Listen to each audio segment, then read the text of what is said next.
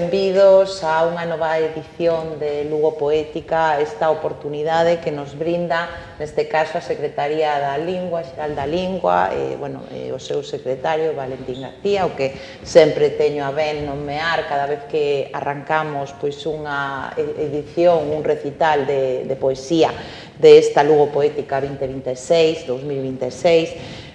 para amosarlle o meu agradecemento, o noso agradecemento no nome da UNED por a posibilidade de poder disfrutar dunha actividade como a que estamos a levar a cabo neste centro, neste salón de actos.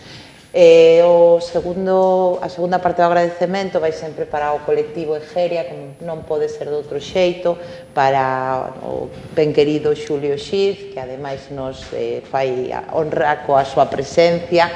Bueno, pois como sempre é un placer, un honor contar contigo e, poder desenvolver un proxecto ideado por unha persoa que ten tanto enxeño e que ten tanta creatividade como a ti, querido Xulio.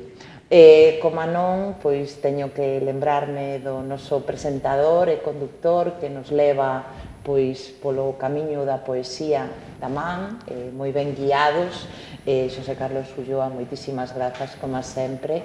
E, por último, non por último, penúltimo, vamos a dicir, Eduardo Carreira e Ángela Gracián, que nos acompañan esta tarde, que nos van a abrir os seus mundos interiores poéticos, nos que nos vamos a adentrar e vamos a disfrutar de un ratiño, un anaco, un tempo de reflexión, de disfrute, de pensamento, de palabra, de emoción.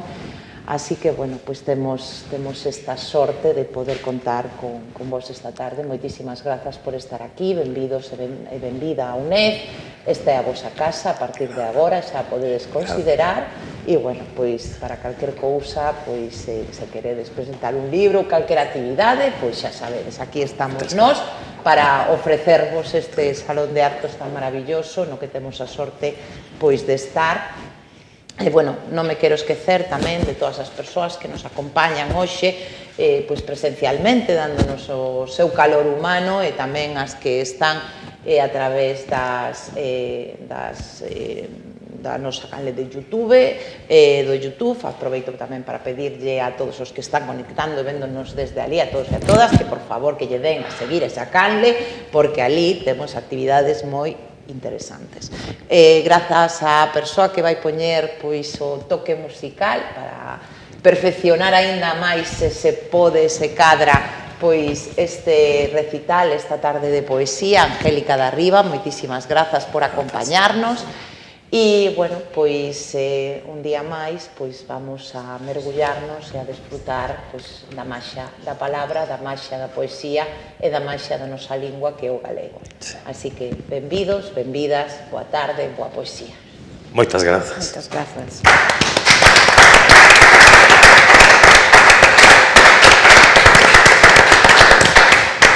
Esquecime do noso técnico, que é unha parte fundamental desta actividade. Grazas, Xavier.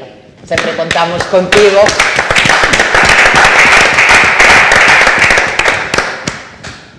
E a continuación, xa lle cedo a palabra, a palabra non, a música, a nosa querida Angélica da Riva, para que nos...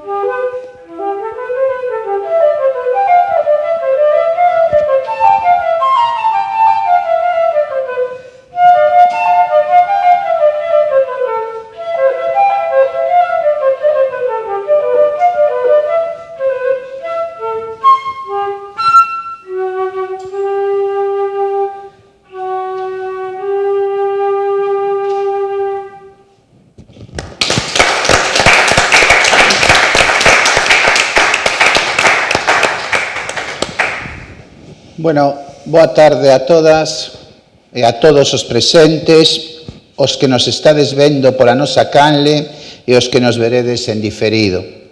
Benvidos a este Salón de Actos da UNED de Lugo, que hoxe se converte no epicentro da palabra grazas á convocatoria de Lugo Poética 2026. Habitar Lugo supón necesariamente aceptar un pacto co misterio. Esta urbe de raizame castrexa e herdanza romana non se limita a ser un testemunho pétreo do paso dos séculos, é fundamentalmente un espazo de resonancias espirituais, un territorio onde a xeografía e a lírica se confunden nun mesmo latexo cultural. Atopámonos protexidos por esa coroa inmortal que é a nosa muralla, un cíngulo de lousa e granito que non cumpre a función de clausurar o horizonte, senón a de acoller, nun abrazo perpetuo a nosa memoria, a nosa identidade colectiva e, por suposto, a nosa creación poética. Porque Lugo convén lembralo coa solemnidade que merece. É a matria da nosa palabra cantada. Polas súas rúas asolagadas por esa néboa que aquí adquire a categoría de elemento metafísico, camiñaron os espíritos máis excelsos das nosas letras. Como non evocar hoxe baixo este firmamento lucense a figura de Luz Pozo Garza, que fixo da alta lírica un diálogo co infinito, ou a maxestade de Uxío Novoneira, que dende o Courel veciño, esculpiu o perfil telúrico da nosa paisaxe. Como non sentir o ronsel de Manuel María, cuxa fidelidade á terra converteu a chaira nun cantar eterno, ou a honestidade descarnada de Lois Pereiro, que nos demostrou que a poesía é unha quecedura necesaria contra as intemperies do mundo. Para todos eles, Lugo non era un mero decorado, senón unha necesidade ontolóxica, o lugar onde a linguaxe se depura para acadar a eternidade. Nesa ilustre xenealoxía, na fenda onde a pedra bimilenaria se transforma en metáfora e o tempo se suspende, sitúanse hoxe dous creadores imprescindibles da literatura galega contemporánea, dúas voces singulares que non só custodian a herdanza recibida, senón que a someten a unha renovación estética constante, ensanchando os límites do noso idioma. Falo, como ben saben, de Ánxela Gracián e de Eduardo Carreira. Para quen vos dirixa a palabra, comparecer hoxe canda eles non constitúe únicamente un alto honor académico, é por enriba de todo unha celebración da amizade. Tiven a fortuna de penetrar na arquitectura íntima dos seus libros, dos seus poemas e de constatar que a súa solvencia estética corre parella a xenerosidade humana que os define. Ánxela, cos seus versos que son filigrana e ferida, muller e mito, tecidos cunha linguaxe que deconstrúe a realidade para revelar a súa maxia agachada. Eduardo, coa súa depuración lírica, a precisión casi cirúrxica do seu verbo e unha ollada existencial que dignifica a condición humana na súa fragilidade e na súa forza.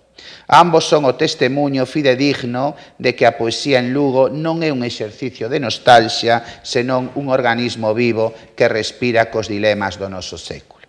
Esta tarde propoñémoslles un itinerario intelectual e emotivo a través de 8 estacións fundamentais, 8 bloques concibidos como os piares que sosteñen a alma do ser humano.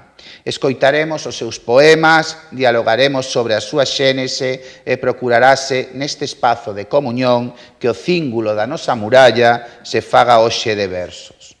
Ánxela, Eduardo, as bellas pedras de Lugo gardan silencio para escoitar a vosa verdade. Sede benvidos. Moitas grazas. Ben, vou presentar a Ánxela Gracián. Ánxela Gracián naceu en Castroverde, digo a idade, digo ano, no 1968. É licenciada en Filoloxía Galego-Portuguesa pola Facultade de Filoloxía da USC. Para gañar o pan e pagar as facturas, traballa dende hai 30 anos no Servicio de Traducción da Xunta de Galicia, onde revisa lingüísticamente e traduce ao galego ou castelán textos administrativos, xurídicos, eruditos ou de divulgación. Esa experiencia cotiá deu paso a unha paixón persoal que cultiva dende hai moitos anos, a traducción literaria, dando voz en galego a autoras e autores como Marguerite Yourcenar, Jules Verne, Hugo Pratt, Mona Chollet, João Manuel Ribeiro, Fernando Casaca, etc. E tamén vertendo do galego a outras linguas a autores como Ana Alfaya, Xesús Manuel Marcos, Concha Blanco, etc. A súa gran paixón é a palabra en todas as súas facetas, por iso tamén escribe libros. Moitos deles para nenos e mozos e outros para adultos. Algúns títulos a través dos cales a podes coñecer son Paisaxes de pan, As voces da auga, Donas de nós, Aniceta e xa máis recentemente Honorata e a Casa das Palabras Gardadas, unha homenaxe ás bibliotecas. E Venus Zula, un proxecto integral de imaxe e texto soñado e realizado polo artista lugués Cristian Villamide. Pois un aplauso moi forte para Ángela Gracián.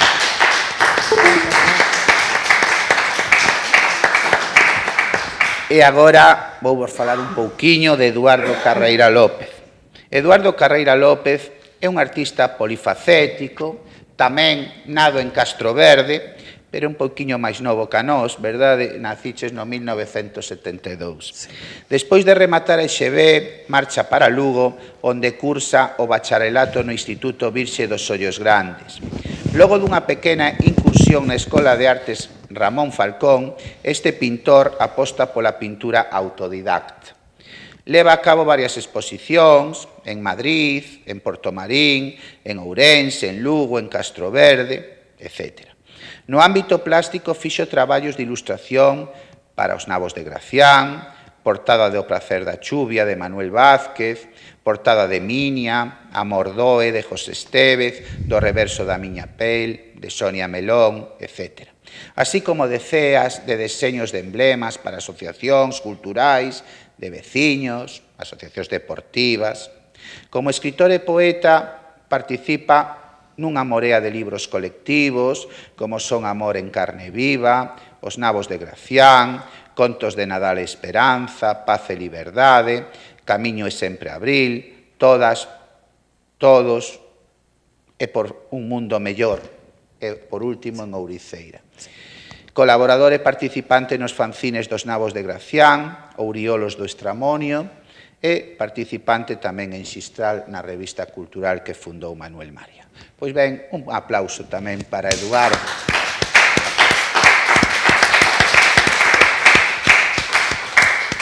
Ben, pois xa sen máis demora, vamos comezar. Vamos a comezar co primeiro bloque, a infancia.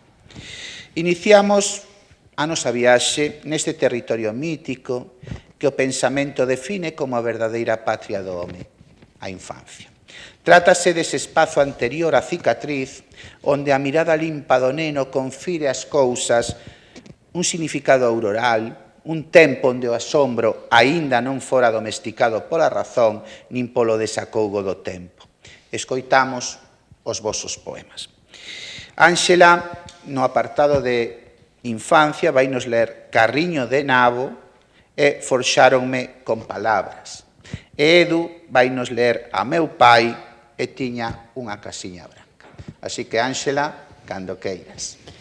Pois moi boas tardes. E se nos queres contar algo da xénese dos poemas, tamén podedes. Bueno, primeiro vou a agradecer que me trouxerades hoxe aquí, que anda o meu veciño Eduardo, que traíades con nós ben todo Castroverde, con todo ese mundo telúrico que temos todo ali, así que un agradecemento por poñer tamén no mapa o noso querido Castroverde que levamos no corazón e nos sentimentos e que tamén alimentan o noso quefacer literario, non a nosa palabra.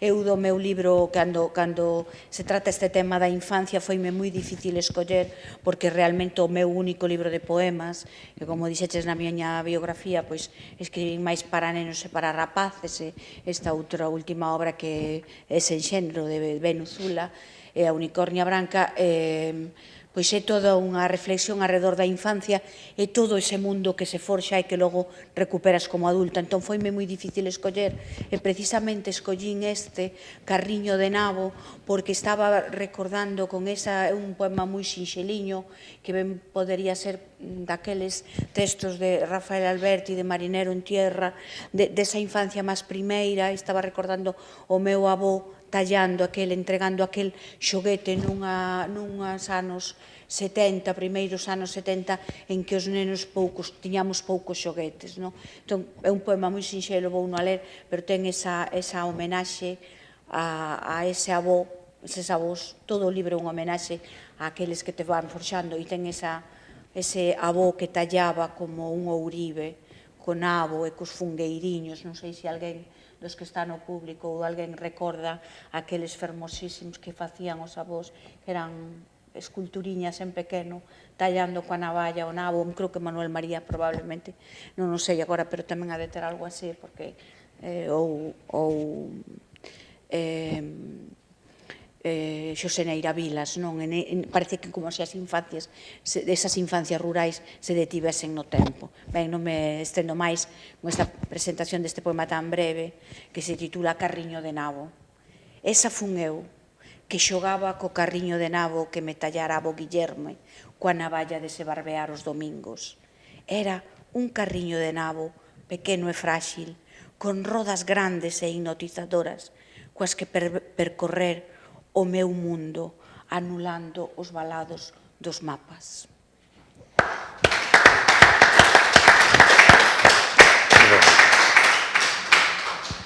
Pois agora, Ángela, forxáronme con palabras, non é así? Sí, este poema vai precedido de unha cita e tamén todo o meu agradecemento e a miña felicitación a Xulio Xiz, que non só pensa este proxecto maravilloso, sino que o grava, porque isto ten moito que ver con este poema e que todo o que non queda registrado se esvae. A cita é un compilador da tradición do pobo Pol, da cultura de Mali, que di que cando un ancián morre hai toda unha biblioteca que arde, porque non foi registrado. Ese esforzo por registrar cando nos non esteamos e quede aquí. Creo que é fundamental. É tamén unha homenaxe ás miñas devanceiras que amaban a palabra, eran moi faladoras e novelaban. Era a miña avoa, tiña pouca formación, poucos anos fora a escola, e tiña a súa imaginación e a súa memoria como contrapeso desa falta de educación académica, e creo que a ela lle debo ter sido escritora, por ese amor primeiro á palabra que me regalaba en cada instante no que fun nena. Arroláronme, aleitáronme,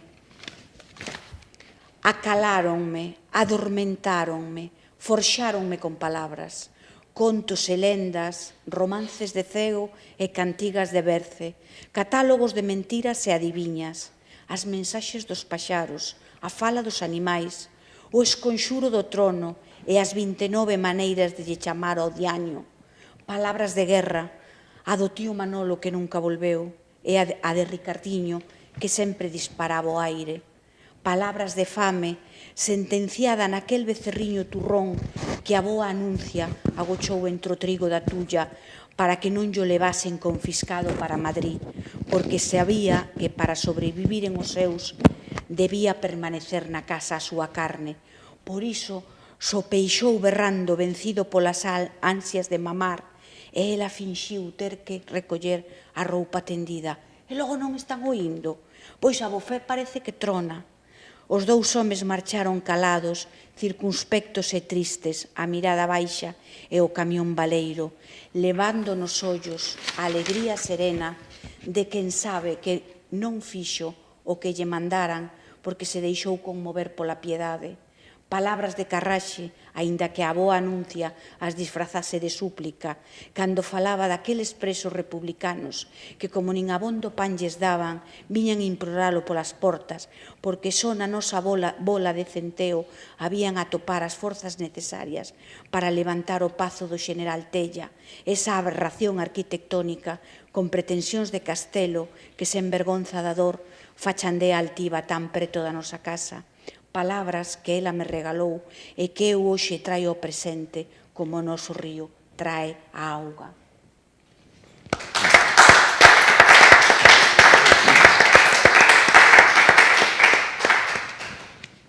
Bueno, Edu, pois é a túa quenda. Pois, primeiro, antes de nada, moitas grazas por este convite.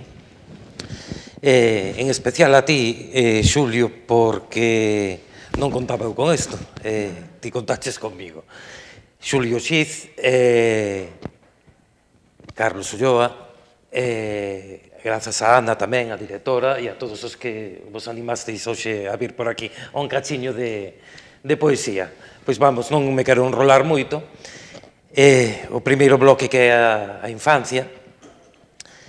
Teño escrito bastantes poemas sobre este tema, huindo, escapando un pouco dos estereotipos marcados como neno este, que o tempo perdido, o tempo xa pasado e tal, ese medo e ese sentimento triste e tal. Vou na búsqueda daquel neno feliz e vou por esa naturalidade.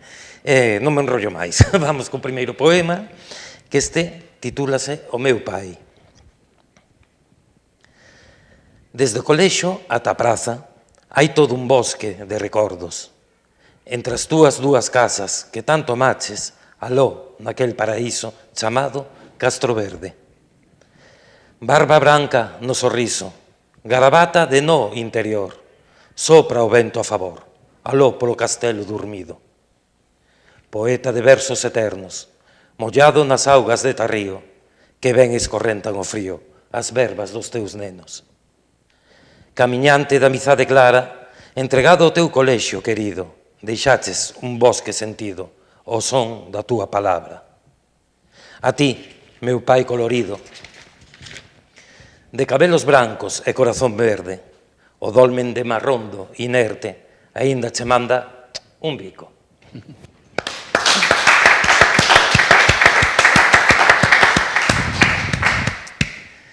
Este poema, que tamén ten que ver cas añoranzas da nenez, as añoranzas felices, aínda que falo en pasado e tal, vou polo dedicar a todos vos. Tiña unha casiña branca, facendo un guiño ao Alalá das Mariñas, como xa veredes. Tiña unha casiña branca, un gatiño negro e rebuldeiro. Tiña un mundo de soños agochados. Tiña un cachiño de centeo. E non facían falla os cartos. Tiña unha bolboreta violeta e un canciño medio pardo. Tiña un corazón de poeta metido nunha cunca de caldo e non tiña moitos cartos. Tiña un sol de primavera e uns mirtos medios pelados. Tiña do ceo as estrelas que tocaba estirando a mao. Tiña todo e non facían falla os cartos. Tiña unha casiña branca na feiriña entre os loureiros. Teño medo que mo leve un mal vento. Experto na feiriña acariñando un gatiño negro.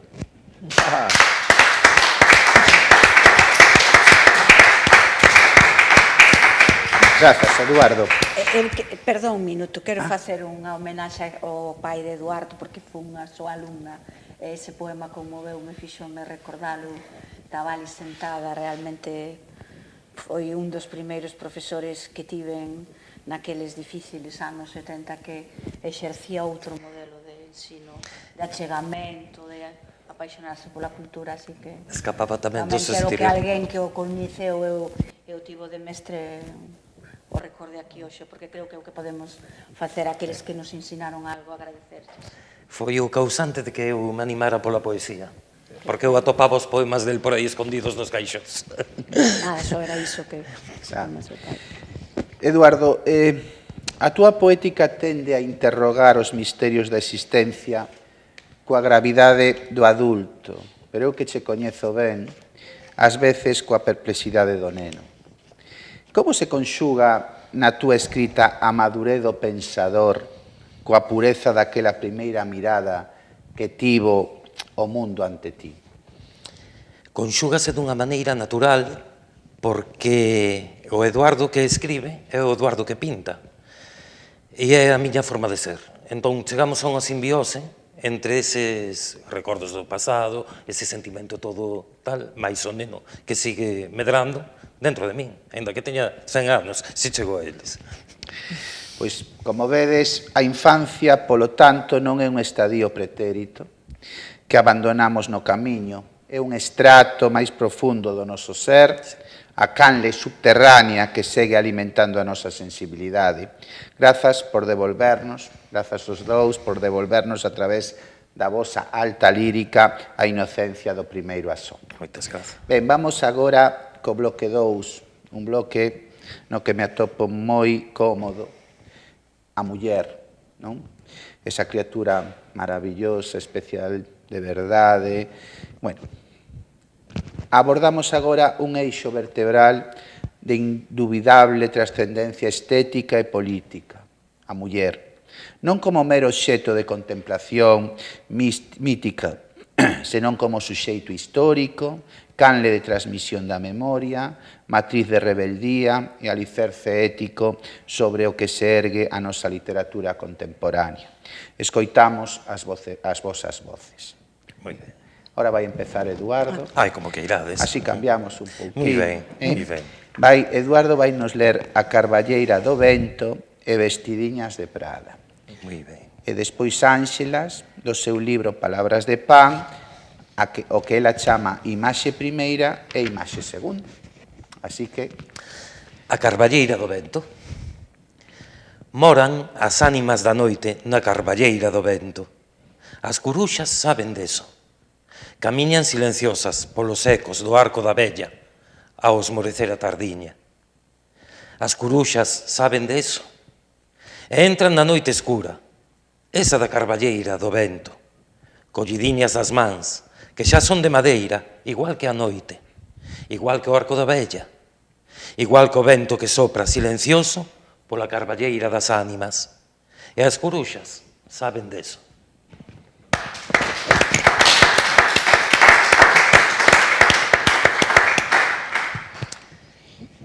O seguinte titúlase Vestidiñas de Prada. Poucas cousas hai máis bonitas que mirar o ceo nas noitiñas estreladas. A inmensidade vestiuse de Prada, enriba dunha nube de osas maiores.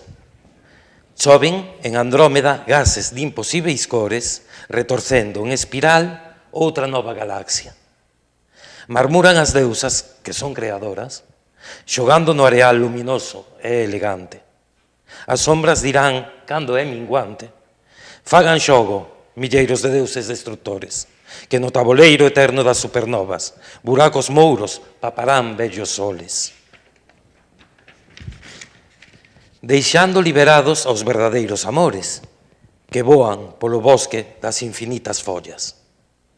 Son os amores estrelas, deusas viaxeiras e xoguetonas. Son os amores poemas que brillan entre as sombras, vestidiñas de Prada.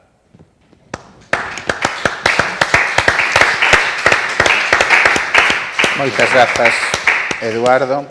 Ánxela, imaxe primeira e imaxe segunda. Imaxe primeira deste conxunto que se titula Palabras de Pan, en homenaxe ás miñas devanceiras que cando facían o pan no forno contaban historias. O tempo detense naquel día en que sentamos na artesa do forno da casa de Guillerme, a miña casa. Recende a madeira de carballo que arde en linguas de lume, unha vasoira de xestas vizosas Cisca a cinza esparexida, as arañas tapizan o teito, ese segundo ceo que de tan azul se nos tornou negro. Fiadeira Penélope, coa ira e ternura que aprendeu das devanceiras, cospe, saliva e tece nunha mesma acción do seu corpo, mesmo a partir dunha arañeira tronzada. Mentres a boa anuncia mete o pan no forno cun himno de palabras de agradecemento por ter pan que levar á boca. Palabras que falan de nós, de todas as que fomos, as fiadoras das brañas de liñar longo, as esprigadoras do trisgai da retorta, as apañadoras de centeo das míllaras, as campesiñas da casa de Guillermo, mulleres de noso que falaron con palabras de pan, esa mantenza do espírito.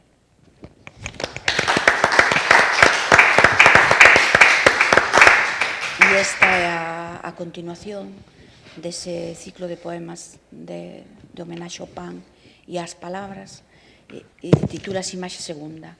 Coa violencia de todos os partos, 1000 linguas de lume inundan o ar.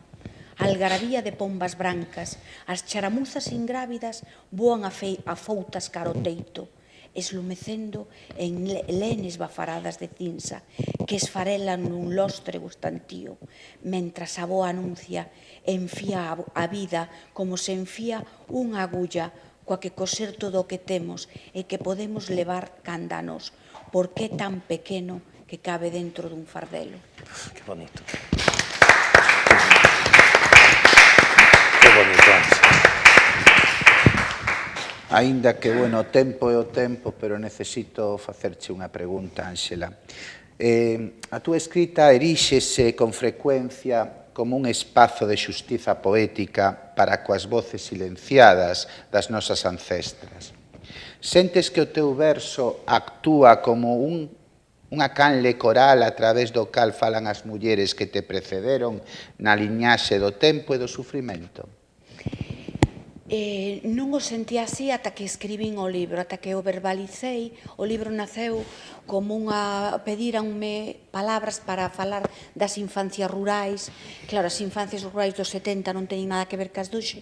Había un proxecto de poñerlles imaxes ás infancias de Castroverde, dun profesor que estaba no colexio, e eu tirei do fío da miña infancia e foron saindo todas estas devanceiras que coa súa palabra, reflexionando nas nosas infancias daqueles anos do rural, que non había tantas bibliotecas, que non había tantos libros nas nosas casas ou ningún. Eu creo que a miña avoa o único libro que tiña era o catecismo, aínda que o veneraba, non? Era un libro de música, ao final era música o que ela nos lía ali. Entón, eu creo que sí, que a escritura é política, a literatura é política, e hai unha homenaxe a todas esas mulleres que a través da noite dos tempos nos trasladaban, seguramente eran as mesmas, se nos remontamos á época de Rosalía. Rosalía tamén fala cando fala aqueles poemas que incluso se perden moitos da recolleita que ela fai do folclore oral, que algúns estiveron custodiados por Juan Naya na Academia, pero eu creo que se botamos man do folclore que nos chega a nos da noite dos tempos, eu creo que son a última xeración que o recibe como ese primeiro libro que ven da oralidade, que se homenaxearon con xustiza o ano pasado. Entón, eu creo que sí, que é unha valorización de todas aquelas mulleres que sabían adiviñas, cantos de cego, poemas, contos, e que novelaban a vida, non? Que novelaban a vida sen ter lido nunca un libro. Eduardo, quero que non só me contestes esta pregunta como poeta ou como artista, senón tamén como home, non? Sí. O ollar masculino sobre o universo feminino corre o risco histórico de caer no arquetipo ou na idealización. A través de que procesos estéticos buscas depurar a túa poesía para aproximarte á muller dende unha alteridade horizontal, respectuosa e profundamente humana? Para min, a figura da muller, non só no ámbito intelectual, nin en xeral, no ámbito da vida, é un referente. Para min, a muller é un referente en todos os aspectos. O ser un referente para min, eso conleva, bueno, tento ser respetuoso con todo o mundo e tal, pero neste caso, aínda máis, por un motivo, porque son un deses homes que lles fastidia moito, por decirlo suavemente, as injusticias que houbo, sobre todo, e que hai aínda que a muller, os prexuizos. Eu, cos meus poemas, trato de equiparar máis o partido. Non me gustan os abusos, non me gustan... Non somos máis que as mulleres, nunca o fomos, nunca o seremos, somos, para min, todos iguales. E eu quero que a miña poesía diga eso. Non só a poesía, senón tamén toda a túa obra.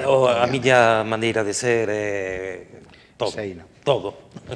Bueno, pois como vedes, a muller é o verbo que encarna a resistencia e a vida. A vosa poesía pon de manifesto que sen esa ollada emancipadora e profunda, calquera intento de interpretar o mundo carecería así de verdadeira trascendencia. Ben, pois encamiñámonos xa ao bloque 3 da conciencia social. Non podía faltar. Non.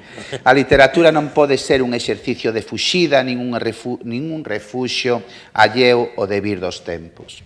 O poema, cando adquire conciencia social, convértese nun espazo de resistencia, nunha denuncia ética fronte á deshumanización e nun testimonio ineludible que nos obriga a mirar cara as fendas e as feridas do noso tecido colectivo. Escoitamos os vosos versos comprometidos. Ángela vai nos ler "Déchesme a beber do teu leoi" e o nome é un cofre que garda o que somos. Eduardo despois "Raíces" e a lareira da morte. Así que cando queirades. Bueno, vou a explicar o que é o leoi, porque seguramente ninguén o sabe, e tamén acordarme de Xesús Alonso Montero, que lle gustaba moito este poema, e que dixo que era un poema moi necesario.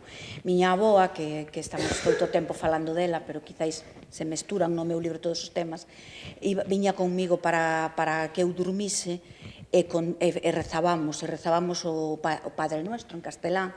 Entón era Padre Nuestro que estás en los cielos, santificado sea tu nombre, venga a nosotros tu reino, hágase tu voluntad, así en la tierra como en el cielo, el pan de cada día, dánosle hoy. Entón, a forza de recitar iso, un día dixen a abuela, que é o leoi? E ela dixo, o leoi é un xarope que cando o bebemos nos fai ser máis vós. Entón, aí, nesa conciencia social que este bloque puxen este poema, porque onde falta a ignorancia, digamos, onde non hai formación, onde os medios sociais non provén formación, o sistema político non provén formación, nace a imaginación, e está aí a imaginación que o pode todo sempre. Que bonito. Entón, é verdad? Precioso. é unha homenaxe a ela, a esa capacidade de imaginar como recurso. Déchesme a beber do teu leoi para que non tivese máis frío dentro dos osos, nin máis medo dentro da noite. Déchesme a beber do teu leoi para que non tivese máis fame dentro do pan, nin máis sede dentro da auga. Déchesme a beber do teu leoi para que apagase esa secura amarga e negra, como a óxido dos soños queimados que deixa na boca toda a ignorancia, esa maldición. Cabai. Pensei que non rematara. Leo o seguinte. Atravesando a noite o seu silencio, achégome ao teu reino de pedra, pronunciando o teu nome, para que da pedra saia aquel que habita. As letras do meu nome, ese cofre que garda o que somos e dá a forza ao noso sangue, perderonse entre a folla de carballo, coa que antes estrabas as cortes e a esterqueira, para que as vacas tivesen cama seca e houvese estrume que botar nas leiras. Pronuncio de novo o teu nome, sí, falando cada sílaba engorde, para que as súas letras non se extravíen de novo entre a folla do carballo. As letras que me nomean perderonse entre as polas deses aveneiros que medran nas marxes do Chamoso, o seu paso polo noso prado de barreiros, xusto ali onde o río gaña unha volta, escarabellando fondo nesa terra de auga que gardo fonda nas uñas, porque terrón a terrón ya fun roubando o río para lle facer nacer unha fértil veiga. E puxen este poema dentro da conciencia social, porque entendo que a conciencia social é a conciencia lingüística, e aqueles nomes estaban en galego. Eran nomes que me transmitiu. Meu avó era monolingüe en galego. Entón, ten un pouco que ver con iso.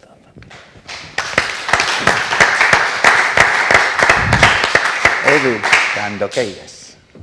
Dicía Gabriel Celaya que a poesía é un arma cargada de futuro. Entón, sobre esa base, se somos quen que a poesía de chegar a alguén e mellorar a alguén, somos capaces tamén de chegar a un colectivo. Este primeiro poema deste bloque titúlase Raíces. Enraízan os pés no chan, mesturando ADN con clorofila. Baixan do ceo milleiros de estratos que enraízan. A terra é eterna, alma mollada, chea de vida, igual que esas nubes viaxeiras, que tamén enraízan. Éter do vento e do mar, xunguíndose cos ríos dos montes, enraizando os máis puros sentires, cheos de misterios, enraizando. Se armolan follas verdes, fillas dos estratos e netas dos ventos, enraizan os pés no chan, como o teu amor en min, enraizado.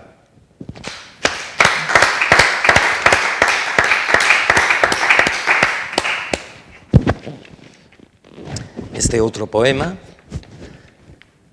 é A lareira da morte.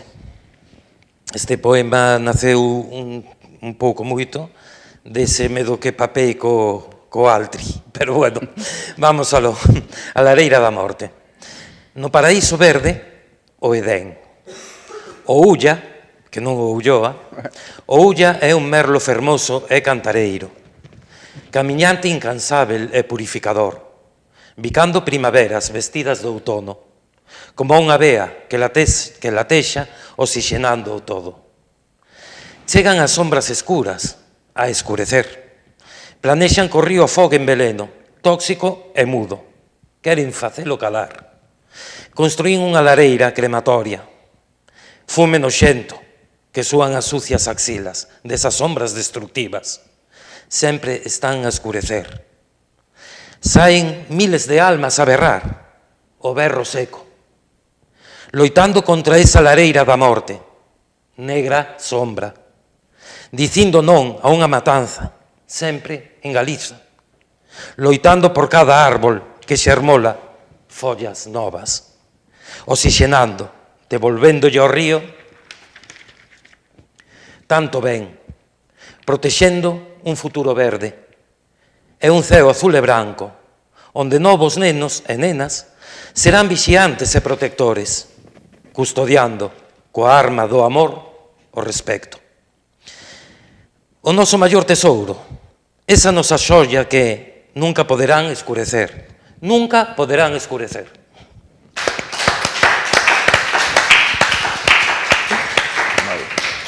Bueno, esta pregunta vai para ambos. Existe sempre un perigo, non? De que a mensaxe ideolóxica ou a ausencia da denuncia social acabe por eclipsar o rigor formal do poema. Como conseguides, ambos os dous, equilibrar a necesidade do compromiso ético coa innegociable exixencia da beleza estética? Ánxela, se queres, empeza a ti. É unha pregunta difícil, igualar o compromiso ético sen perder a estética, non? Houve un tempo na clandestinidade ou incluso Gabriel Celaya, que citaches ti, non? Pido la paz e la palabra, e aquí Celso Emilio Ferreiro, o propio Manuel María, que tamén citaches aí, moi necesarios, poetas na clandestinidade, que era unha poesía para todos, frente a aqueles poetas para la inmensa minoría siempre, decía Juan Ramón Jiménez, non? Aqueles poetas no seu castelo de marfil que escribían para unha minoría culta, no caso da literatura galega, que non creo que fora intencionado, pero era un home cultísimo. Temos a Aquilino Iglesias Alvariño, que era ese poeta tan culto, tan culto, tan culto.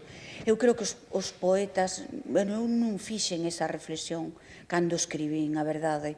Non pensei no compromiso ético e no equilibrio. Para min, cando o poema a min me chega, o escribo aquela vivencia, porque eu creo que o poema é difícil escribilo, creo que é o xénero literario que se escribe máis dende a nosa propia verdade, é como unha autoficción propia, non? A voz poética é a voz do corazón ou dese órgano onde estea a nosa parte máis sentimental, non?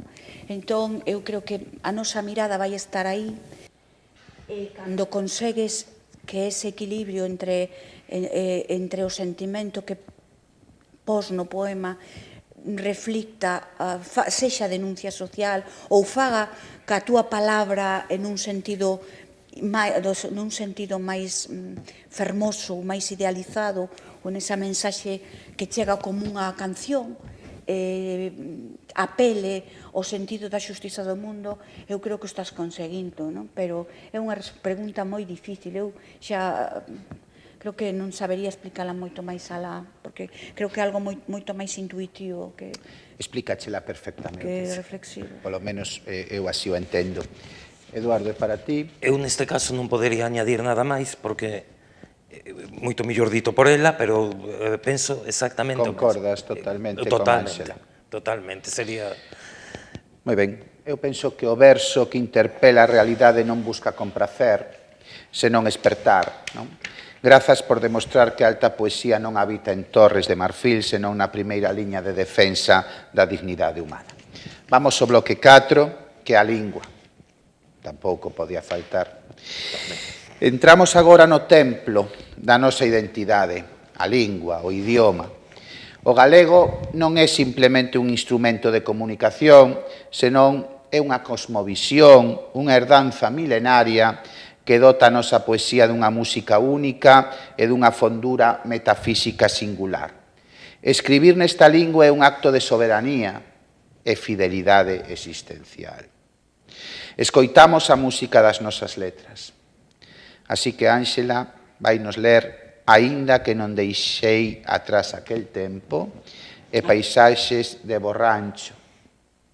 E ti, Edu, vas nos agasallar con nós. E mira que bonito, a noite das Perseidas, non? Sí. Así que cando queirades... Eu creo que teño aquí aquel erro que ti te imaches en corrixir, pero que non cadra, é absolutamente culpa miña, porque teño dende ese primeiro instante que estaba repetido. Estaba repetido, pero bueno, lee Paisaxes de Borrancho. Leo Paisaxes de Eso Borrancho, está. ou leo esta aquí, e logo leo só un, Como porque ti queiras. están moi unidos, porque ten que ver coa primeira lingua, non nunha visión multilingüista do mundo, e nunha aposta polo multilingüismo, non nunha visión reduccionista das linguas. E a miña primeira lingua era esta, que chegaba a través das palabras da familia, e logo o segundo poema está posto aquí por esa visión da escola tan castradora, non? Estaban unidos por iso. Entón vou ler dende ese primeiro instante ata ese mundo redondo como a terra, a través dese periscopio que é o cordón umbilical, chegaron, aínda hoxe podo oílas, as palabras da avoa Anuncia, a gran contadora de historias da miña familia, transmitíndome, aínda feto por nacer, o grande amor ás palabras. Palabras que falan con tenrura do acto amoroso de encher a vida con palabras. Palabras que agochan na súa pel de tinta toda a mantenza do pan de centeo, que ela bendicía en cada fornada cun salmo de agradecemento por ter pan que levar á boca. Palabras que ela me regalou dende ese primeiro instante en que eu aínda non asomara a vida, porque era tan só un burullo redondo como a terra, húmido e salgado como ao mar, ao que deron vida tamén con palabras. Aí acaba este primeiro poema. E logo ven ese descubrimento terrible de que a nosa lingua, aquela que mamamos, non? Que estaba naquela situación, daqueles anos 70, de lingua de segunda, e que o descubrimos na escola. Aquí o meu tamén noso queridísimo Paco Pestana, que xa non está, tamén dicía que este poema era casi o único do libro no que había rabia e carraxe, non? Que lle sorprendía que sendo unhas infancias duras non houbese máis rabia e carraxe, pero si o había aquí, non? Titúlase Paisaxes de Borrancho. Cando era nena, debuxaba garabatos cun lápiz de grafito gris. Gustábame meter elefantes grandes dentro de zapatos pequenos e rinocerontes con as de mosca dentro dunha caixa de mistos. Aqueles meus zoolóxicos persoais escapaban polas beiras daquelas liñas rectas, sempre demasiado paralelas, sementando toda a folla de atoutiños de borranchos que se soñaban letras. Hoxe sei que a caligrafía non se aprende a forza de repasar por riba dos puntos círculos, arandelas, trazos, liñas, paus revirados ou as de mosca, naquel caderno azul do nego no vikingo que navegaba feliz na súa piragua. A caligrafía apréndese cabalgando tras do ronsel do seu remo, porque só en cada singradura cabe o completo todo o noso mundo pequeno. A casa, o can, a vaca, o trator, a aira de laxes de granito ou os nomes dos 27 paxaros que existían porque a avó Guillerme os nomeaba para min. Cando era nena debuxaba garabatos cun lápiz de grafito gris no caderno azul do neno vikingo que navegaba feliz na súa piragua ata que dona Elisa escribía «Necesita mellorar» con grandes palabras maiúsculas, inútiles como todas as cousas maiúsculas, porque aquela mestra da Escola Nacional nunca entendeu que o noso mundo pequeno é tan grande que non cabe dentro de dúas rayas.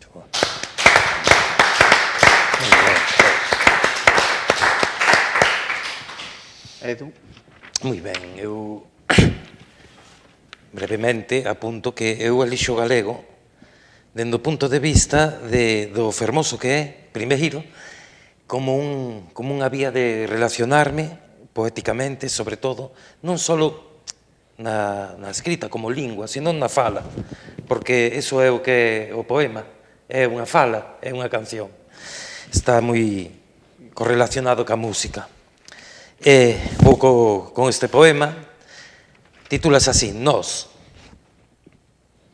Seremos un amencer rosaliano, igual que un estrato que voa entre solsticios e equinocios eternos. Seremos verdes, como a ese lene mofo que medra nos valados.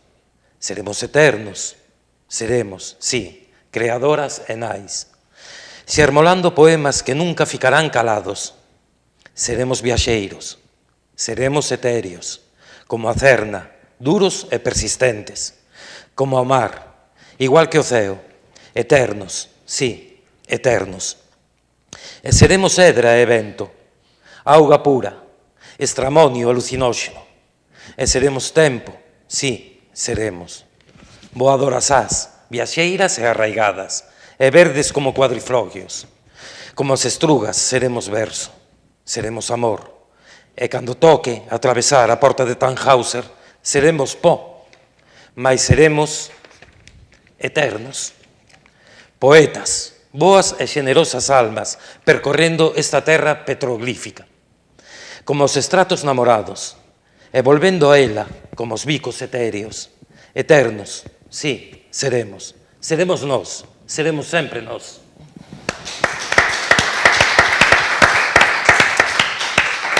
E este outro, que lle gustou moito o título a Carlos, é A noite das Perseidas. E espero que vos guste tamén. Baixamos do coche no cumio onde se albisca a Vía Láctea. A música soaba ao traveso das fiestras entreabertas.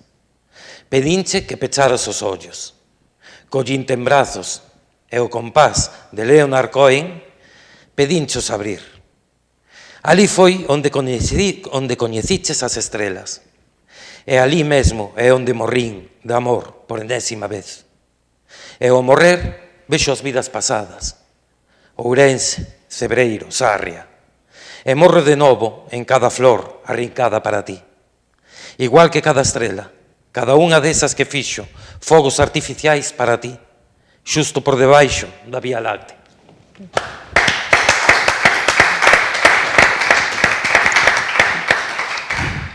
Maravilloso. Bueno, o tempo bule, eu non son capaz de apreixalo, facedesme sentir tan cómodo que daría o que fose por podelo parar. pero non así, así que temos que ser un pouco rápidos nas respostas. Queríache facer unha pregunta, Eduardo. A lingua ás veces precede o propio pensamento do escritor, non? Ata que punto sentes que o idioma galego, coa súa carga histórica e a súa particular modulación, condiciona a métrica, o ritmo e os conceptos que decides verter no papel? Condiciona en gran parte, no meu caso, porque pausa os meus poemas e dalles calma, e dalles fermosura. E eu atopo nel outra maneira amiga, cómplice, que non atopo noutro idioma, como, por exemplo, o castelán. Por suposto, eu penso que o galego é unha das linguas máis doces, máis maravillosas para escribir poesía. O portugués, pásame co portugués tamén. Galego e portugués foron sempre un idioma. Bueno, pechamos este bloque xa. A lingua é a matria que nos dota de nome ante o universo. Mentres as vosas voces sigan dándolle pulo e beleza a esta lingua, a este idioma, Galicia seguirá existindo, como dicía Castelao, como unha realidade indestructible no mapa das culturas universais. Ben, agora vainos agasallar Angélica con unha peza musical.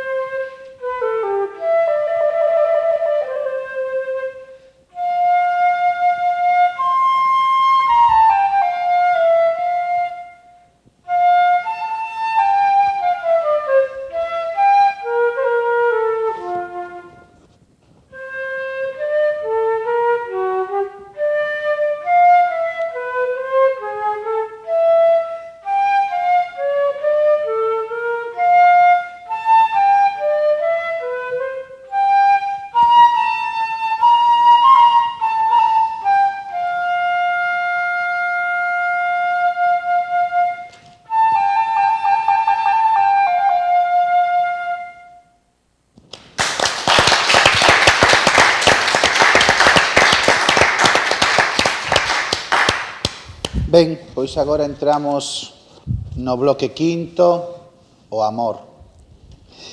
Chegamos ao núcleo central que move as esferas do pensamento e da creación, o amor. Concepto inesgotable que transita dende a mística ata o desexo carnal, dende a plenitude do encontro ata a desolación da ausencia. Un misterio universal que obriga a cada xeración de poetas a refundar o seu propio dicionario do afecto. Escoitamos as vosas lecturas amorosas. Ánxela vai nos ler un poema que leva por título Primeiro foi o carballo, a beleza. E Edu vai nos ler 21 gramos e ouro vello. Decía Pessoa, todas as cartas de amor son ridículas. Só aquel que non escribe cartas de amor é que é ridículo. Eu realmente, cando me pediches este bloque, teño uns poemas inéditos escritos na xuventude á luz daquela poética dos 90 feminina que descubría o erotismo, pero non me atrevín a traelos. E son os únicos poemas de amor que escribín.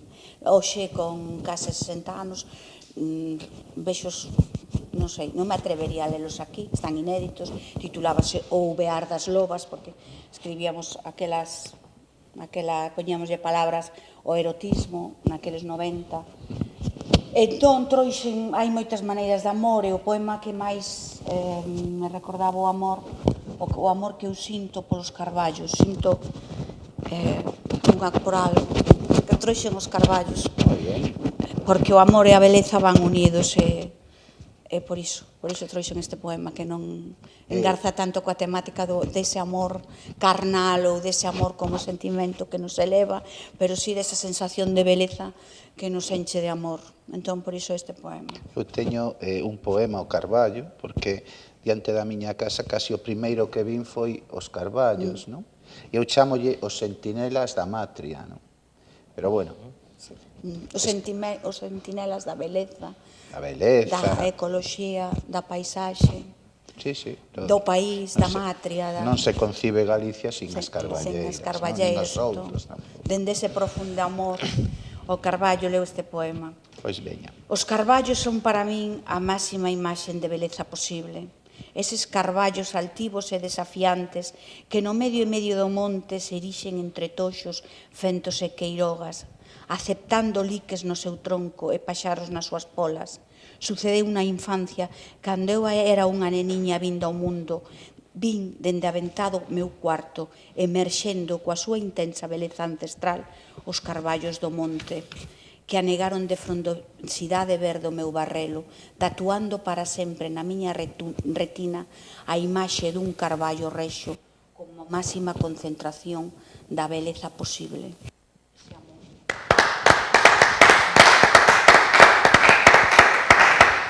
Pois Edu eran 21 gramos e ouro vello, verdad que sí? Non teño máis. Non, é que... Moi ben, pois mira, vamos rápido. 21 gramos. Hai un experimento científico no que tratan de pesar a alma. Si, a alma. Trátase de pesar a unha persoa xusto antes no momento da morte. Nese intre do último lento, a escala indica unha perda de 21 gramos. E, porén, chegas á conclusión de que cada alma, esa parte invisible e eterna de cada un de nós, pesa exactamente o mesmo en todos, 21 gramos. Acariñei a túa man no medio da noite. Esa noite onde as coruxas soñan con bicarse, onde o vento pasa lene entre as follas voadoras que xa caen ao chan. E viaxamos xuntos no medio da noite, tapadiños cunha manta que soña como as coruxas. Soa a nosa canción, que entra como vento, como as follas. E o tempo non para, nin fai unha finta para facelo. E o amor, que é como as follas que leva o vento, cae ao chan, rematando esa viaxe de bicos. E remata a canción, a nosa canción. Estamos bailando no medio da noite, noutro sitio descoñecido. No soño pasado, perdéronse 42 gramos cara ningures. E unhas coruxas blancas comezan a cantar para nós aquela canción preferida. E dúas follas que leva o vento caen nunha mantiña e bícanse. E, nese novo soño, gañáronse 42 gramos. E collín de novo a túa man no medio da noite.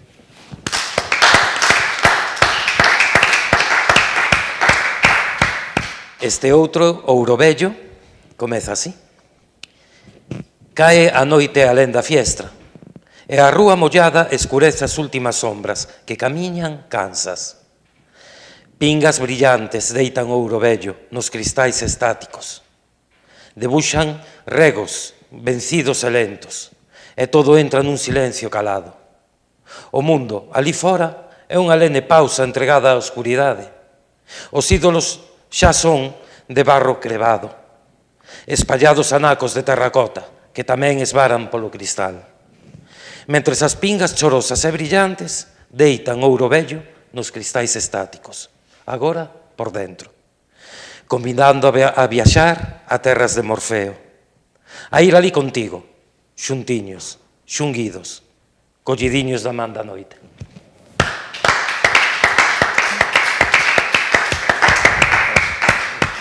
Como vedes, o amor permanece como único absoluto capaz de salvaguardarnos da finitude, non? Sempre que haxa alguén que pensa en nós e que nos amou e nos ama, nunca desapareceremos. Os vosos versos foron hoxe un exercicio de alta precisión afectiva, o Carballo, o amor carnal, o amor físico, unha lección de xeito e de sensibilidade que conmove as nosas conciencias. Ben, pasamos a un novo bloque, que é o bloque do fantástico. Galicia posúe unha xeografía onde o visible mantén un diálogo constante co aquilo que nos trascende. O elemento fantástico, o mito, o misterio que habita detrás da néboa ou no reverso dos espellos non é unha mera invención escapista, senón un modo superior de coñecemento, unha fenda pola que asomar o indicible. Escoitamos agora a Eduardo léndonos Unicornios e ao traveso da fiestra, e a Ángela Unha vez tiven un saltaparedes e eu non soñei o home do saco. Que sería, nesta sociedade que vivimos tan mercantil, materialista e tal, que sería de todo isto sin a poesía? Pregúntome moitas veces, sin a poesía, a música, o amor, as artes. A música, Unicornios. Un inciso, a música di que calma as feras, non? Sí, pero a poesía eleva o espírito. Sí. Ou non? Penso o mesmo, sí. Perdoa. Nada, perdón. Unicornios. Fora das portas do ceo están os unicornios dourados. Noutrora foron cabalos ceibes e salvaxes, e felices, trotando por riba de alicios e sirocos como ventos que duran 100 anos. E despois desaparecen, Fora das portas do ceo están os unicornios dourados. Nalgún día silenciados loitaron cos seus corazóns equinos por poder falar como falan eguas e cabalos. E neles medrou un corno de forma espiral, saindo do medio daquelas frontes dos 100 anos, para despois desaparecer. Fora das portas do ceo, vivo eu, entre milleiros de unicornios dourados. Sí, eu, que fun unha egua que loitou, que medrou co idioma dos seus primeiros ancestros ecuestres, antes aínda que os primeiros idiomas dos humanos. E loitei en espiral, gravando nas penas as secuencias das nosas vidas. Hoxe petróglifos atribuídos aos humanos, que como a nós desaparecen, Mañá será festa por fora das portas do ceo. Ali estaremos nós, unicornias e unicornios dourados, antiguamente eguas e cabalos, e danzaremos ao redor duns fermosos poemas gravados nas penas e nas andas, na nosa lingua antes silenciada, que hoxe mira alén das portas do ceo, por máis de milleiros de centos de anos e en espiral que non desaparece,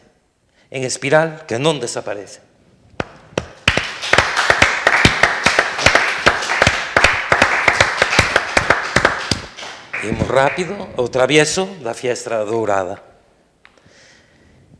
Colga dun fío miúdo a tardiña, mesturada en sombras estáticas que medran, sin sabelo, ao traveso da fiestra dourada. Unha flor sorrío ao vento, ese que é mareiro e ceibe, por trás das sombras mesturadas, esas que son do ar e estáticas. Un poema xermola sorrisos ao voar dunhas pombiñas viaxeiras, e as sombras de tardes morecen, sen previo aviso, cara a terras estranxeiras. Xa salvisca a noite, colgada do fío finísimo da lúa, coas sombras vestidas en engurras, cando o poema faise máis forte. Forman no ar esculturas os voos de 1000 curuxas brancas, entre as sombras estáticas penduran como os arrecendos das rosas roubadas. Seremos viaxeiros das sombras, estáticas almas colgadas dun finísimo fío, escorrentando vaguas no poema da forza, nunha viaxe de ar cósmico sombrío, da man da deusa Epona. Morrerá o poema forte co tempo, tan só recordado en boreal aurora. A sombra do vento dará sombra a aquela rosa que un día rinquei. Voaremos como as pombas alén da noite das sombras estáticas, igual que 1000 curuxas brancas colgando dun fío tan miúdo que medra, sin sabelo, ao traveso da fiestra dourada. Que bonito. Moi bom. A túa quenda, Ángela, cando Bueno, queiras. eu medrei cos seres míticos de noso, que ademais aquí en Lugo compiladores como Cuba e Reigosa se empeinaron a vida, dedicaron media vida a que quedasen, a que non perdurasen. Outro día alegreime moito porque vin unhas botelliñas destas a beber que tiñan moitos seres míticos feitas por algunha empresa que apostaba por a nosa tradición de patrimonio material. Estes son os meus, dous dos da miña infancia. Sentínme na obriga de lles poñer un inciso, porque eu creo que hoxe xa ningún neno sabe o que é un saltaparedes, ningún furaseres, ningún corre tras deles, ningún corre velás. Non sei se o sabe, se forma parte da vosa infancia, pero probablemente non. Entón, por iso puxen esta explicación. E tamén non foi unha xeración de moitos regalos aos nenos. Regalos cando aprobaban todo, regalos polos aniversarios, regalos cando se portaban ben, regalos sin vir ao caso ou regalos necesarios. Eran os anos 70 e a situación económica mellorara bastante para a maioría das familias rurais campesiñas e podíamos estudar, pero non había o costume de agasallar aos nenos e nenas con moitos regalos. Así que, cando pedíamos un regalo, acostumábamos escoitar por resposta: eiche traer un saltaparedes, un furasebes e un corre tras deles, e unhas botas de 7 leguas para correr tras deles. Preguntolle a Pilar se en Queizán tamén había, non? Había o corre velás, o saltaparedes, porque debe ser por zonas, non? Ou a Xulio, no corre velás, eu sei que unha vez Marica Chu, que ela no inicio era o corre velás. Estaba aquí no Traimonte, eu miña nena decía un corre velairas. O corre velairas, o corre velairas. Pois era o mesmo. O corre velairas non o eran eses seres que estaban aí e que non eran nada realmente. Entón, os nenos... En Taboada falábase do furasebes. Do furasebes, non sei. Unha vez tiven un saltaparedes, fillo dun saltaparedes e pai dun saltaparedes, neto, bisneto e tataraneto dun saltaparedes, pequeno como todos os saltaparedes e con fendas nos ollos para guardar as estrelas da noite. O meu saltaparedes era tan pequeno que me cabía dentro dunha man. Efectivamente, no meu saltaparedes todo era pequeno, todo agás as pernas, porque o meu saltaparedes era todo pernas. Mentireiriña, se non tes nada dentro da man, dicíanme no colexo cando fachendosa lles amosaba a beleza bulideira do meu saltaparedes minúsculo que saltaricaba ínfimo dentro da miña man. Aloumiñei o meu saltaparedes para que non se entristecese por igualalo con nada. E el sorriu exultante de alegría, porque o meu saltaparedes, como todos os saltaparedes, sen ser nada, que os saltaparedes non son nada, viven desa felicidade maiúscula de esconxurar as faíscas da ilusión nos ollos de cada neno ou nena que espera por un regalo. Que bonito. E logo había outro ser mítico que meu avó dicía que se non dormías te levaba o home do saco. Sí. Entón, el disfrazábase detrás dunha porta do faiado, era un home grande, cunha chaqueta de pana, e proxectaba unha sombra, e aquelo era a miña primeira sensación do medo, e que volveu aquí para darlle forza a este poema alrededor dese ser mítico co que nos asustaban, que era o home do saco. Eu non soñei o home do saco. O home do saco que un día eu fun existiu de certo. A primeira vez que me viches, eu andaba rozando nas silvas do camiño que levan o lóngaro no medio do leiro do Torto. Se me buscabas polo día, agachábame no medio da frouma. Se pasabas a carón de min, tornábame invisible como o aire, pero un día sí que me viches. Era alto e algo tan galeirón, a fronte suada de alpeirar por entre as silvas, dándolle a fouce sen parar, o xesto fero, concentrado e teimudo. A visión durou un instante, aquel na que me virei cara a ti e percibín no teu rostro pequeno unha ollada pesarada e triste. Ao sentir os teus ollos nos meus, aquel estarrecedor xigantón que eu fun, asusteime tanto que enveredei a escape polo carreiro das serpes. Sei que polo día o home do saco ten medo das nenas valentes que se botan o camiño para desafiar o meu poder coa ollada, pero todo ese medo perdo polas noites. Ai, polas noites.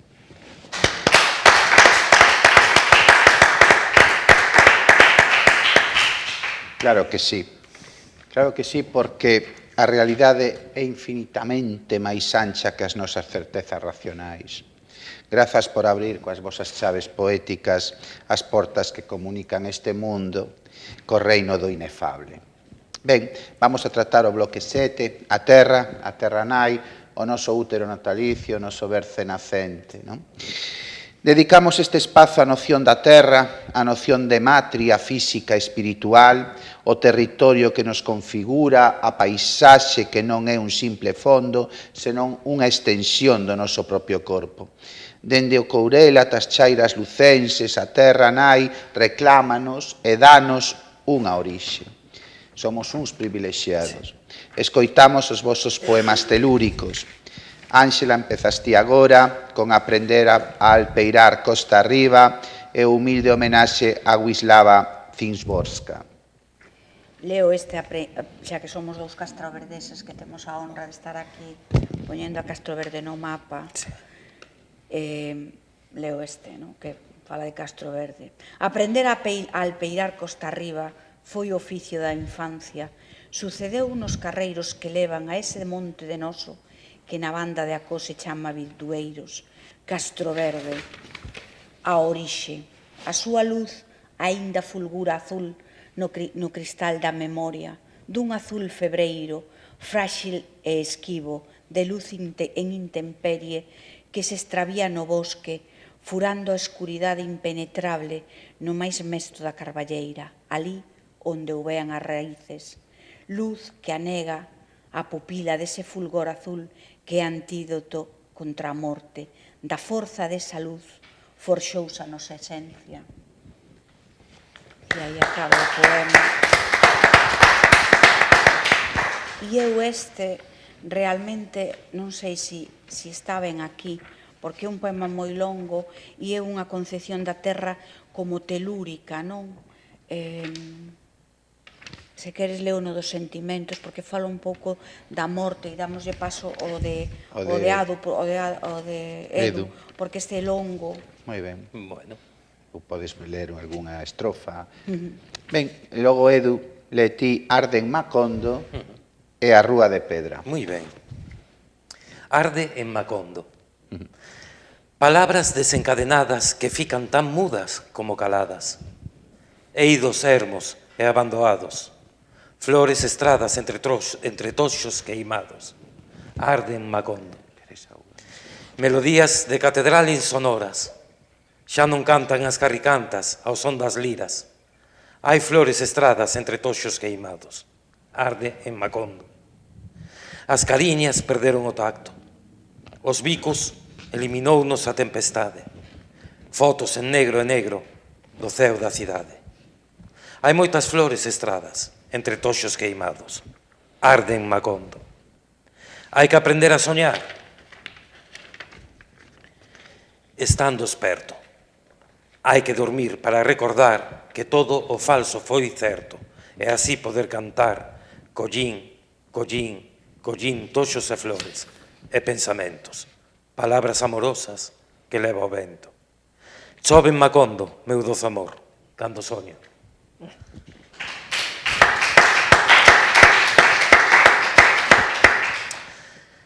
Este titúlase A Rúa de Pedra, Petricor. Camiñan coa sombra escurecendo a mirada triste. reflectidas nas pedras molladas, esas luces que brillan lenes e apagadas. O son dun piano que fala de antigos amores. O paso de pegadas de chumbo pesa nos sombreiros da noite.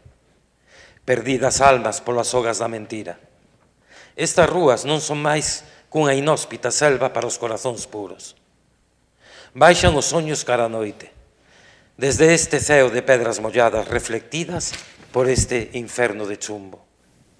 Ule a petricor cada gota.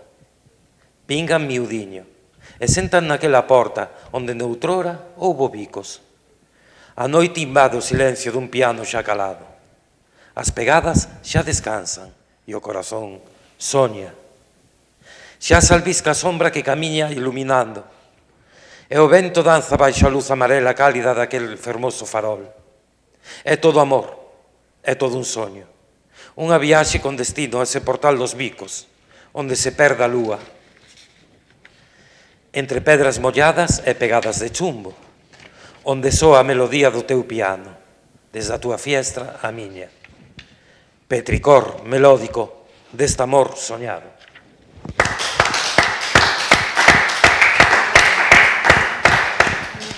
Maravilloso.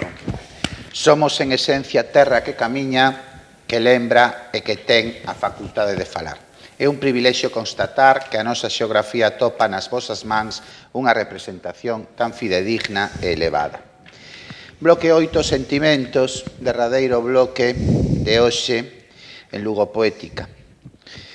Culminamos o noso itinerario analítico na estación onde conflúen todas as correntes do ser, os sentimentos.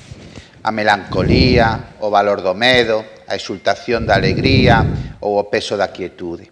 A materia prima da existencia que a poesía depura para convertela en patrimonio universal de quen a lee. Escoitamos a vosa última lectura. Ángela, lees o que ti consideras e despois Edu tamén. Moi ben. Ben, cambiei porque o poema este polo anterior, porque ainda que fala de terra creo que fala de sentimentos, e o primeiro sentimento que me sobrepasou foi a perda, a morte, a ausencia, non? Foi a do meu avó. Ele era canteiro e tiñalle botado ollo na nosa terra de Castroverde, é unha terra de pedras de granito, bueno, toda a provincia de Lugo.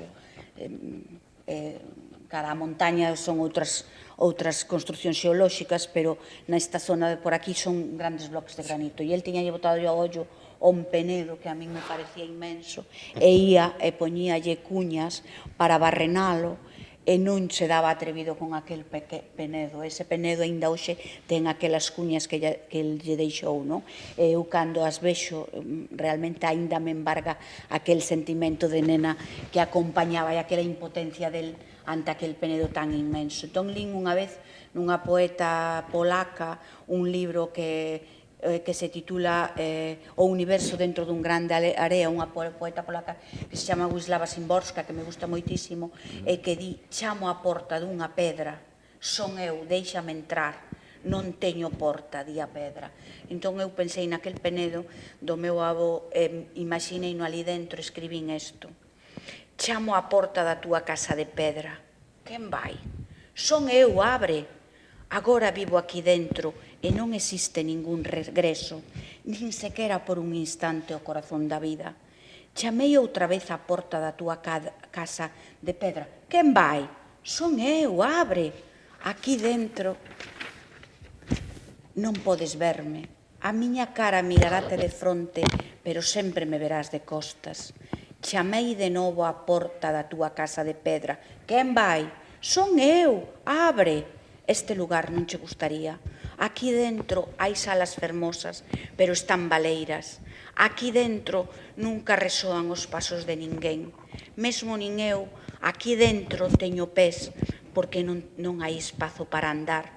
A pesar desa infinita amplitude, anegada dun aire rancio, iluminada pola luz e o seu reverso, que o impregna todo.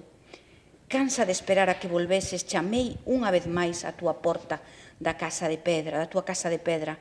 Quen vai? Son eu, abre. Aquí dentro, tampouco ti podes atravesar ese aire rancio de luz que o impregna todo, porque aínda hai espazo para andar. Si a luz que aquí habita convértete no seu prisioneiro e non che deixa avanzar, porque aínda que esfacharea luminosa, cando te alcanza, tremeluce glacial, porque está feita dun tempo fora do tempo. Chamei e chamei e chamei á porta da túa casa de pedra. Quen vai? Son eu, abre. Aquí dentro a terra é un xogo de palabras que non ten sentido. Aquí dentro a palabra eido non existe, nin a zarra, nin a marxa, nin o toxal, nin a leira, nin tampouco o noso prado de barreiros, que tanta lei lle teño, porque terrón a terrón yo fun gañando o río. Aquí dentro tampouco existe ningún dos nomes múltiples dos nosos minifundios, nin os marcos, porque aquí dentro non hai vontade de nomear o pequeno para parcelalo como as grandes verdades. Aquí dentro, en realidade, non hai nada que poida ser nomeado, porque non hai lingua, só palabras baleiras, letras soas, perdidas, extraviadas, garabateadas e ciscadas polo chan, porque a lingua perdeu a súa capacidade para falar dos pensamentos e porque non hai bocas que os pronuncian, nin matria que os sosteña. Chamei e chamei á túa porta de pedra. Son eu, abre. Aquí dentro vivo eu só, as soas para sempre, con todo canto quixen, porque foi meu, e aínda que agora se me esfarele entre os dedos como a poeira que deixa a couza o roer a cómoda do castiñeiro da aboa, a cómoda de castiñeiro da aboa, que era o único enxoval daquela moza tan pobre. Entón, fun eu sempre chamando á porta da túa casa de pedra. Son eu, abre, abre, abre, son eu. Vaite, non podo abrir, esta casa non ten portas.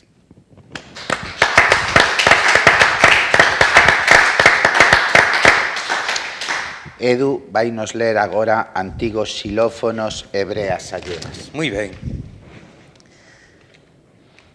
O mar elévase na ría. Sons de xilófonos recitan unha cea mollada. Entra o xigante na inmensidade. Por agora non sabe o pequeniño que é. Todos pensan que é magno. O seu corpo mastodóntico bótase ao mar. Aínda non sabe o pequeniño que é. E voa entre o sangue salgado e o ceo antracita. E vaise entregando ao horizonte que traerá novas vivenzas. E, pouquiño a pouco, vaise decatando que non é tan grande, mas vai sentindo a súa propia pequenez. E o mar rodea e abanea nel o seu antollo. E aquel océano inmenso aínda non sabe o pequeniño que é.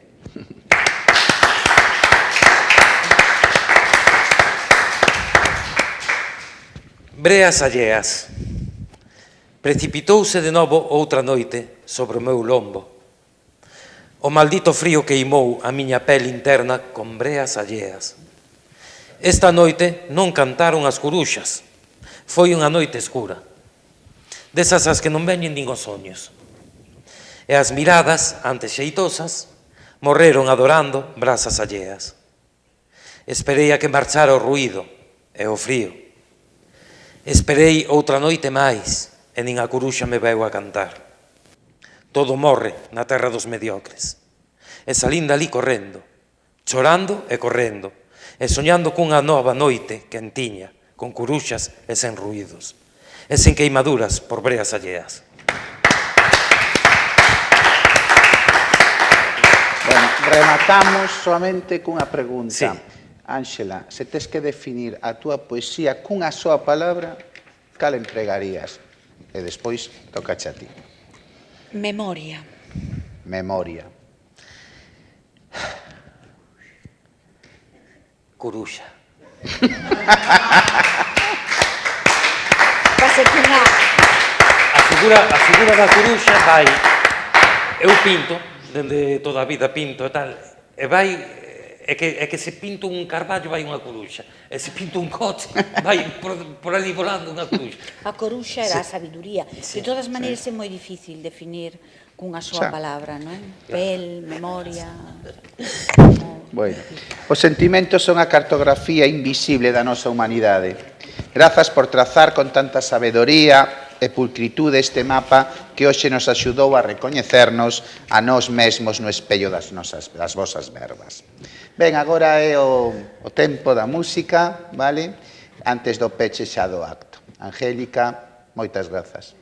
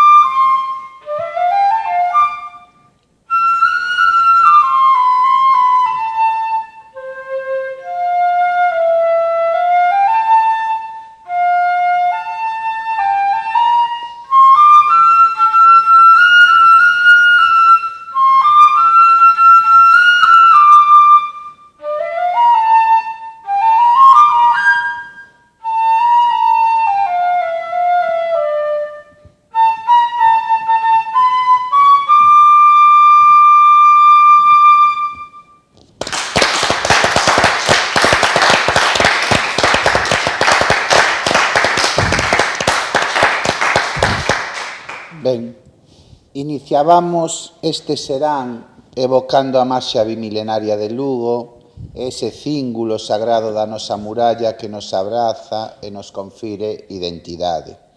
Tras hora e media de comunión intelectual, estética coas voces de Ángela Gracián e de Eduardo Carreira, podemos afirmar sen temor a equivocarnos que asistimos a un milagre semellante.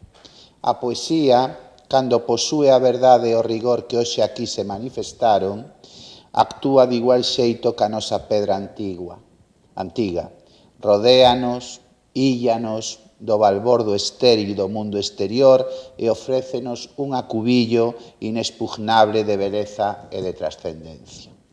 As palabras articuladas nesta sala xa non pertencen ao efémero. Quedan gravadas no espazo como esa néboa limpa que define as nosas mañás e que outorga á realidade unha nova densidade.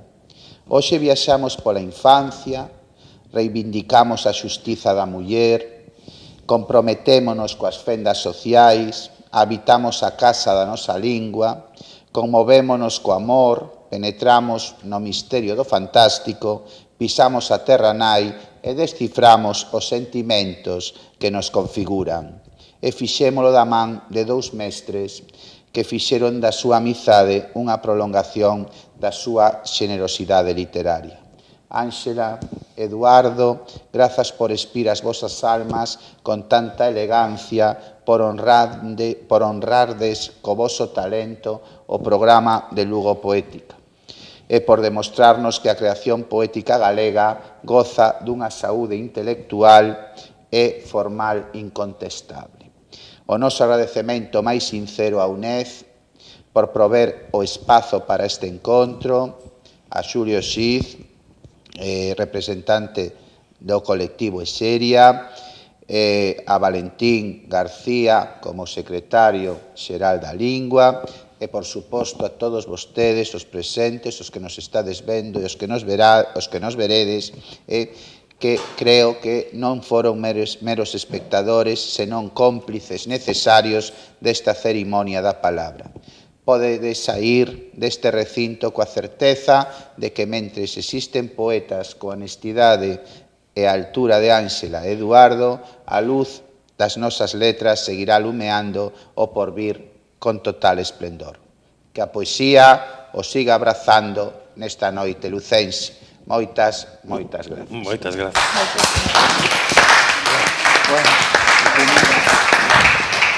No, Maravilloso, maravilloso. Aí, todo.